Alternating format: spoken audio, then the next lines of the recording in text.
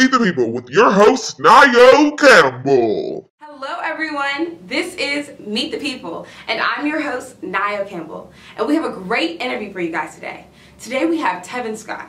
He's a filmmaker, screenwriter, producer, director, actor, and most importantly, a student. So everyone, here's Tevin Scott. As promised, I have with me Tevin Scott. The first question that I have to ask you is, how did you get into filmmaking? Yeah.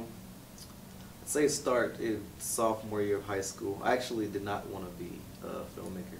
I actually wanted to do probably what you want to do, was a broadcast journalist. Yes. So in my high school we had these career clusters where we would take classes based on what we wanted to do in our career. So I was on the school news, and one day the teacher gave us an assignment to make a video for the news. And I was always like funny guy, class clown kind of person. So I made a funny video and they played it on the news. People loved it. And I was like, wow, like I really like this. Like I like entertaining people. So after that, she was like, okay, make another video. Then it soon became regular to see my creative news shorts, I guess, on the high school news for high school. And then when I got to Howard, I just kept doing that. And that's where I am today. Okay, wow. So how many films have you done over the years? Since Howard, I mean, for under Raise the Stakes, I have 7 films. I did a couple films before I did Raise the Stakes. The Same Girl, How to Remix. I did a dramatic film called Tiffany's Story, which was based on the rape that happened in the annex from our freshman year. And 7 films for under Raise the Stakes, and now the web series I'm working on right now. Okay, so you mentioned Raise the Stakes, and for those that don't know, that's your company. So how did you start that? Okay, that started from me becoming a campus pal, actually. In Campus Pals, you know, we put on the variety show for freshmen, which contains a lot of skits and stuff. So a senior, when I was a freshman, his name was Thomas Burrell. He's actually, I credit him for the name Raise the Stakes because he said when we were doing skits to do 3 things, and the 3 things were to commit, coon hard, and raise the stakes. And raise the stakes, I was like, raise the stakes, that sounds good. I think I should name my company that. Okay, so is Raise the Stakes solely you, or do you have like people working under you or with you? Oh no, I have a team of people. Another student, Ro Miller, he's a frequent collaborator on my Raise the Stakes films. He shares half of the writing credit for most of those videos. Oh, wow. Yeah. Okay, so do you like hire new actors for each film, or how do you go about that? I've actually pretty much stayed with the same cast for the most part. So currently you mentioned a web series. What is that about? Doing It Wrong. That's a dramatic narrative about relationships in college. Okay. And it's kind of satirical as well. It's a very personal project. I based it on a lot of real life situations that happened in my life, and I wanted to I was inspired by Trapped in the Closet.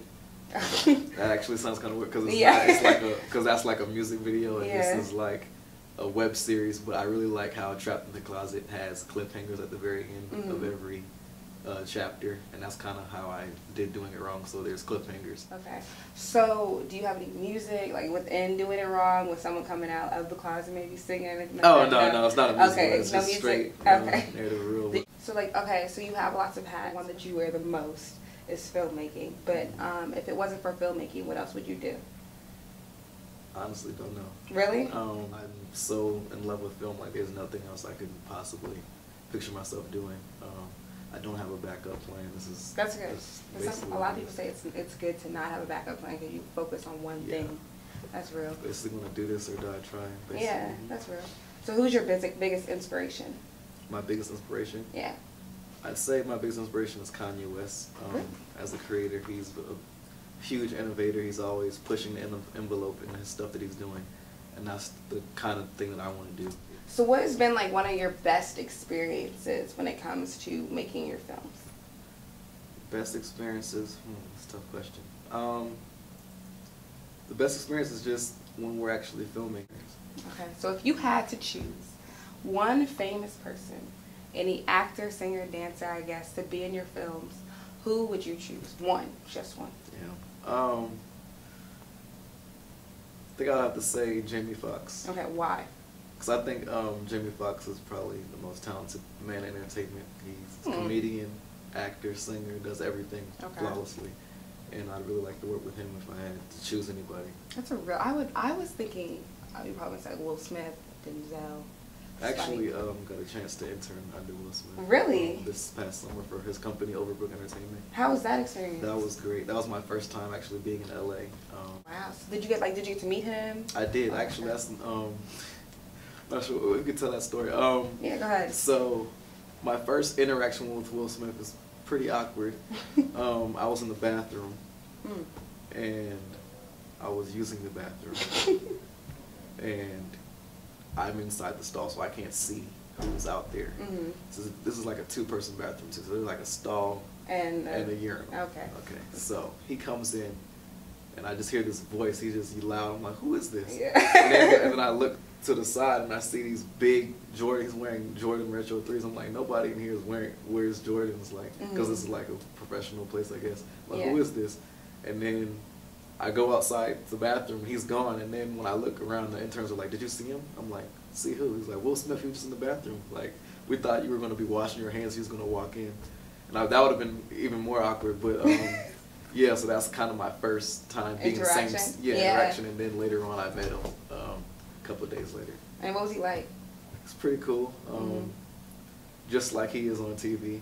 Funny? Yeah, funny. Very, outgoing spirit, That's wild. So did you enjoy your experience, like, working over there? I did. It was one of the greatest experiences I've ever had. So how did you get that, like, I guess, internship? How did you hear about it? There's a student, she used to go here, her name's Tiffany. She used to intern for them, and then she told me about the internship program. She told me how to do it. I sent a lot of emails. They thankfully reached out to me, and I got. So, are you a fun person to go to the movies with, or do you kind of just look at the stuff like really technical, or do you like sit back and actually like relax? I actually just recently started doing that. It was my internship that actually made me start looking at it more technical, because like the stuff we would learn and the stuff they would tell me about it, like they really made me look at movies a different way. So before I used to just go to movies and try to enjoy them, but now I'm always watching it like technically and stuff. Yeah. But basically now I just have this rule where like I actually want to see movies twice. So I go the first time and I watch it just to be entertained, just to see how it makes me feel just off of the pure entertainment. And then the second time I watch it, I'll really try to look at the different stuff that they tried to put in it, look at it in a technical perspective, and just see exactly what went into making this movie so great. That's cool. Yeah, see, I don't know if I would want to go to the movies with you then, because I wouldn't want to see, oh, look, that was a rough edit. I'm like, okay, we'll watch the film. So you mentioned earlier that your show, Doing It Wrong, is going to be on Black and Sexy Television. But for those that don't know, what is Black and Sexy Television? So Black and Sexy TV is a popular independent web series channel. They have several popular web series: Room We Love Her Friends, Hello Cupid, That Guy, to name a few. I started watching Black and Sexy TV my sophomore year. It was over winter break. I got exposed to their stuff. The star of one of their shows, Ashley Blaine Featherson, she's actually Hello Cupid, right? Yeah. She's a Howard alum, and she's also a campus pal. That's how I also knew about it. So I started watching, I got hooked, and then my collaborator, Rome, that I just spoke about earlier, he sent an email to Dennis Dortch, who's like the founder of Black and Sexy TV, tell him about what we do and stuff. So basically, when I went to LA this past summer, I reached out to them like, hey, I'm the friend of the guy, Rome, who reached out to you. They made me be a production assistant on Room We Love Her Friends. That was a great experience. And then we had a meeting and we talked about the web series idea that I had. So I wrote the 5 episodes, shot 3 before winter break. I sent the first episode to Dennis, and they watched it and then they loved it. It was like, oh, we really want to put this on our channel. So it was like, let's work out a deal to get this. So that's basically how it happened. So is it harder, I guess, like with a show on Black and Sexy Television than it regularly being on your own YouTube channel? For the most part, they've been really like open to the things that I've been doing. You definitely do lose a little bit of creative control. Originally, like I said, I only wanted to do 5 episodes, but now since you're on this popular network, and it definitely needs to be more of a demand for more episodes, so it's going to be 9 episodes now. Okay. So that's one influence that they had on it, and then they just basically that's it. So you mentioned that, like, I guess a lot of them are Howard students. So how hard is that to try, I guess, like, do the show and make sure that they're there on time and stuff like that? Oh, that's been the biggest issue today. I still don't know the solution to that.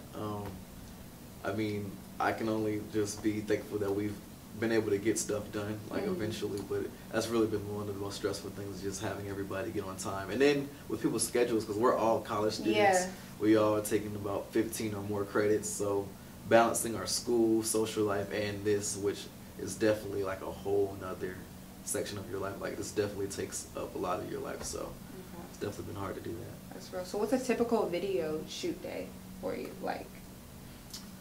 Usually we come in, I set a specific time. Usually we probably don't even get started till about an hour later. Classical time, CP time. Yeah, basically. And then depending on the level of the scene, like how hard it is to shoot the scene, it might take 2 hours, it might take 5. I remember we shot this one episode of Doing It Wrong, literally from 10 a.m.